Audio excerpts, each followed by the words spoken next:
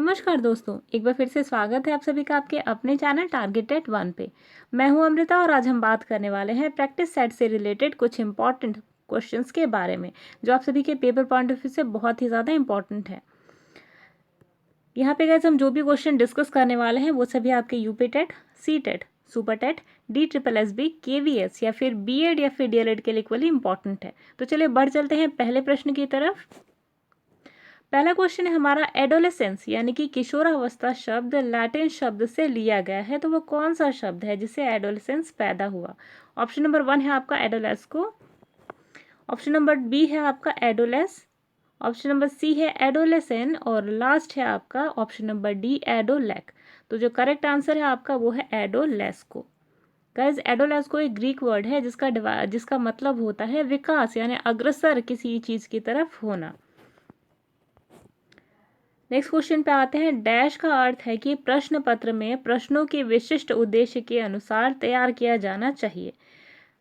जब आपके पास कई सारे ऑब्जेक्टिव होते हैं किसी भी क्वेश्चन पेपर के, तो आप उस क्वेश्चन से रिलेटेड कई सारी चीज़ें हैं जो आपको देखनी ज़रूरी होती हैं। जब भी आप टेस्ट पेपर तैयार करते हैं या आइटम्स तैयार करते हैं, तो आपके पेपर की वस्तुनिष्ठता चेक होती है, वैधता, विश्वसनीयता और मानकीकरण।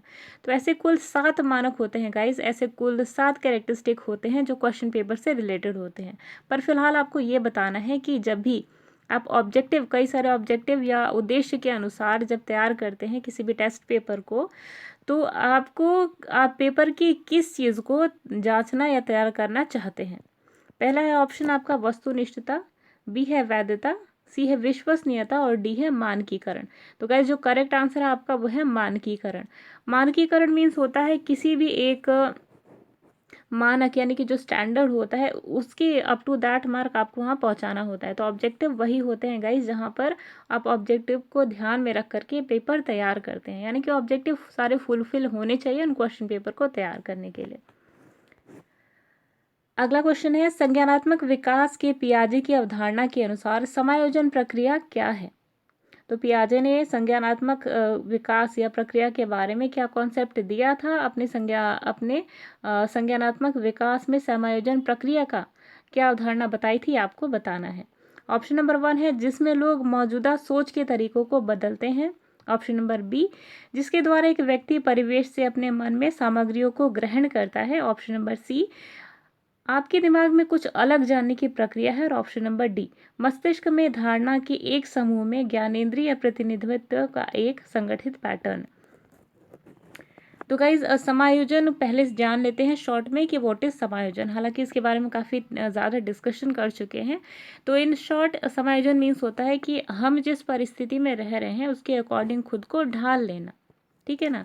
पहले हम परिवेश से अपने वो सामग्री या फिर जो भी नॉलेज है परिवेश की उसको इकट्ठा करते हैं, फिर उसको अपने माइंड में रखते हैं, फिर उसके अकॉर्डिंग परिस्थिति के अकॉर्डिंग रिएक्ट करते हैं, तो दैट इज समायोजन। तो पियाजे के अनुसार क्या कहा था पियाजे ने कॉन्सेप्ट की जिसके द्वारा समायोजन प्रक्रिया एक ऐसी प्रक्रिया है जिसके द्वारा एक व्यक्ति परिवेश से अपने मन में सामग्रियों को ग्रहण करता है। तो ये कॉन्सेप्ट दिया था जीन पियाजे के द्वारा। अगले क्वेश्चन पे आते हैं। अगला क्वेश्चन है, परियोजना पद्धति का विकास किसने किया था? परियोजना पद्धति जिसे हम प्रोजेक्ट मेथड के नाम से जानते हैं।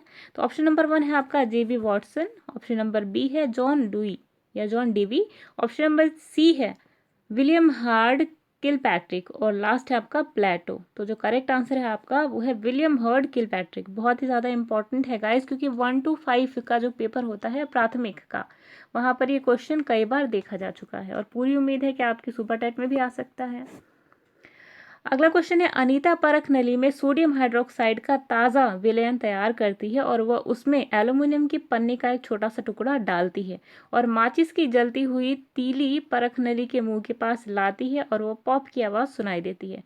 तो पॉप की आवाज़ की किस गैस की उपस्थिति के कारण या किस गैस की उपस्थिति का संकेत करती है? ऑप्शन नंबर 1 है जल गैस यानी कि water gas, option number B है oxygen gas, option number C है हाइड्रोजन गैस और लास्ट है आपका option number D aluminium gas. तो जो करेक्ट आंसर है गाइज वो है हाइड्रोजन गैस। अच्छा, आपको ये जानना ज़रूरी है कि यहाँ पे रिएक्शन क्या होती है एग्जैक्टली। तो गाइज जो रिएक्शन होती है वहाँ पे वो होती है 2L प्लस 2Na यानी कि sodium hydroxide plus 2H2O that gives 2NaAlO2 plus 3H2।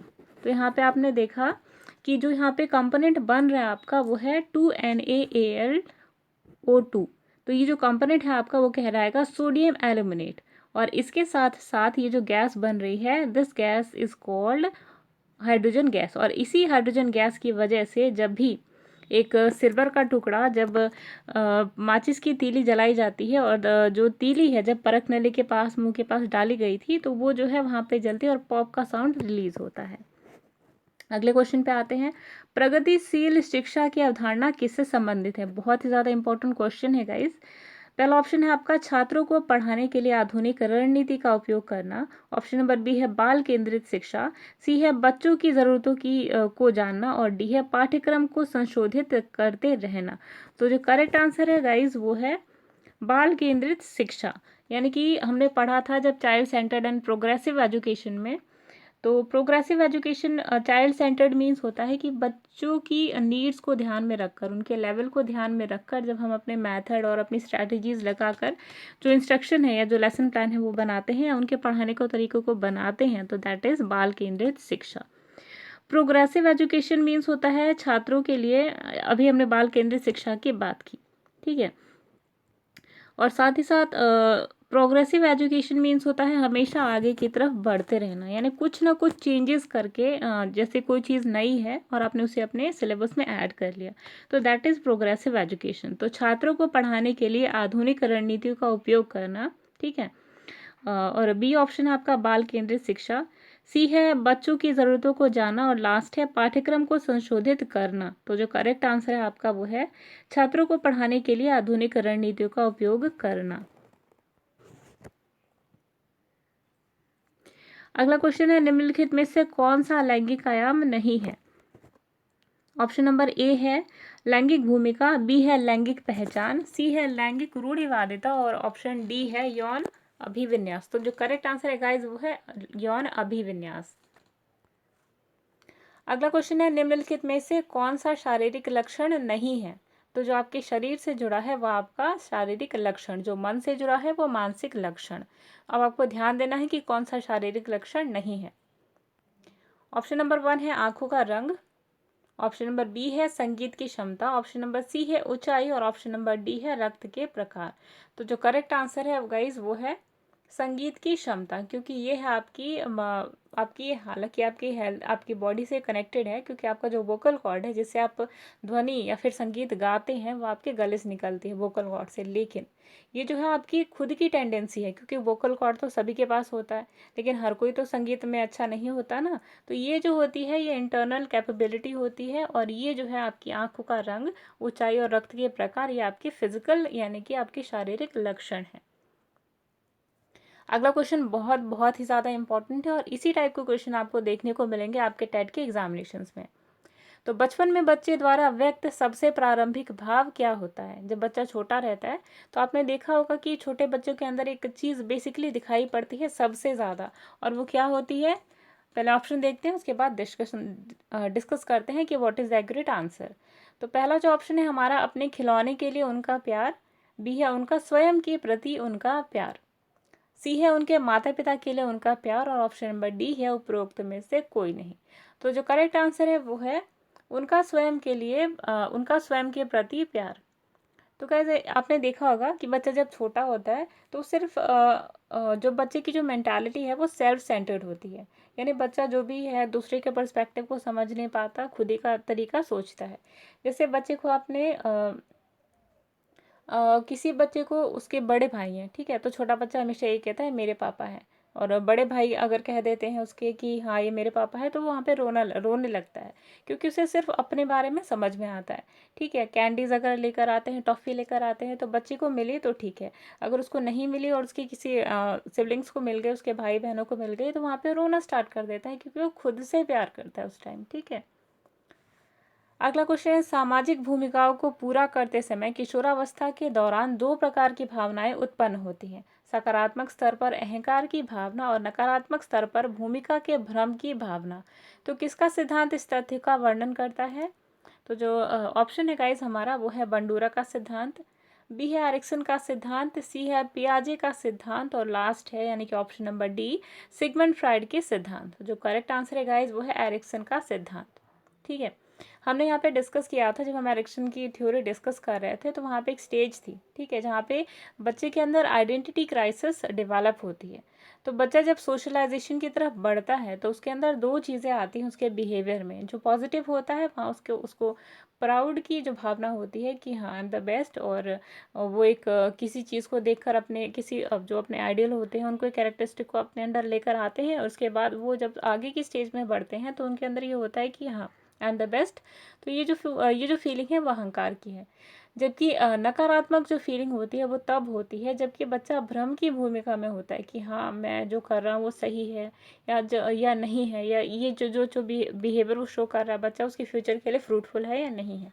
तो ये जो कॉन्सेप्ट है हमारे एरिक्सन सर का है। बंडूरा की थ्योरी क्या है? ये सोशल लर्निंग थ्योरी है जिसके बारे में ऑलरेडी कई बार डिस्कस कर चुके हैं, लेकिन अगर आप फर्स्ट टाइम देख रहे हैं तो आपको जानना ज़रूरी है कि बंडोरा ने दी थी सोशल लर्निंग थ्योरी, जिसमें उन्होंने एक बोबो डॉल का एक्सपेरिमेंट किया था दो बच्चों के ऊपर। एक बच्चे को उन्होंने एग्रेसिव वीडियो दिखाई और दूसरे को काम और पीसफुल दिखाई। तो जो बच्चा अग्रेसिव वीडियो देखता है उसे जब टॉय दिया जाता है तो टॉय को तोड़ना शुरू कर देता है, जबकि दूसरा बच्चा जिससे कि काम और पीसफुल वीडियो दिखाई जाती है तो बच्चा काफ़ी पीसफुली और प्यार से बिहेव करता है टॉय के साथ। तो यही थी उनकी सोशल लर्निंग थ्योरी के ऊपर एक्सपेरिमेंट, यानी कि हम अपने परिवेश से जो चीज़ सीखते हैं दैट इज़ सोशल लर्निंग। पियाजे की थ्योरी तो हमने पढ़ा है संज्ञानात्मक विकास के बारे में, जो कि 4 स्टेजेस में डिवाइडेड है। ठीक है, pre operational sensory motor, pre operational, concrete operational और फॉर्मल ऑपरेशनल। ये क्या है गाइस, अगर आप चाहें डिटेल में इसको देखना और एक एक चीज़ को समझना तो आप हमारे चैनल पे जाके इसे देख सकते हैं। लास्ट है सिगमंड फ्राइड की थ्योरी। तो सिगमंड फ्राइड की थ्योरी को हम अपने चैनल पे ऑलरेडी हमने करीबन 1 घंटा काफ़ी डिटेल में डिस्कस किया है, जिसमें जितने भी क्वेश्चन आपके यहाँ से बन सकते हैं उन सभी एस्पेक्ट को वहाँ पे पढ़ा है। तो अगर आपको थोड़ा सा भी डाउट है इस थ्योरी को लेकर के तो आप वहाँ पे जाके जब आप 1 घंटे की वीडियो देखेंगे या आधे घंटे की वीडियो देखेंगे तो आई होप कोई भी डाउट आपका इस थ्योरी से नहीं रहेगा। ठीक है ना, और हम पूरा प्रयास करेंगे कि ये और भी जो लर्निंग थ्योरीज हैं वो सभी अपने चैनल पे शो करें। अगला क्वेश्चन है ई यानी कि एनवायरमेंटल एजुकेशन और ES यानी कि एनवायरमेंटल स्टडीज़ में जो डिफरेंस है वो क्या है? ऑप्शन नंबर 1 है आपका पर्यावरण शिक्षा जागरूकता के संदर्भ में है, और पर्यावरण अध्ययन तथ्यों के अनुसंधान पर ध्यान केंद्रित करता है। जबकि ऑप्शन नंबर बी है पर्यावरण शिक्षा एक इकाई है और पर्यावरण अध्ययन विषय है। ऑप्शन नंबर सी है यह उम्र का अंतर है जो उसे अध्ययन करते हैं, और ऑप्शन नंबर डी है उपरोक्त में से कोई नहीं। तो जो करेक्ट आंसर है गाइस EVS और ES के बीच में यानी कि EE और ES के बीच में जो डिफरेंस है दैट इज पर्यावरण शिक्षा जागरूकता के संदर्भ में है और पर्यावरण अध्ययन तथ्यों के अनुसंधान पर ध्यान केंद्रित करता है। अगला क्वेश्चन है आपका गाइस, रिपीट हो गया। अगला क्वेश्चन है किस शिक्षण सहायता का शाब्दिक अर्थ है जिसके माध्यम से देखा जाता है? यानी कि ऐसा कौन सा टीचिंग में हेल्प करने वाला अपरेटस है जिसके थ्रू जिसका अर्थ होता है, जिसका शाब्दिक अर्थ है जिसके माध्यम से देखा जाए। ठीक है, यानी कि मीडियम। तो पहला ऑप्शन है हमारा चित्रावली यानी कि डियोरामा। ऑप्शन नंबर बी है वास्तविकता यानी कि रियालिया। ऑप्शन नंबर सी है मॉडल और ऑप्शन नंबर डी है होलोग्राम। तो जो करेक्ट आंसर है हमारा वो है डियोरामा।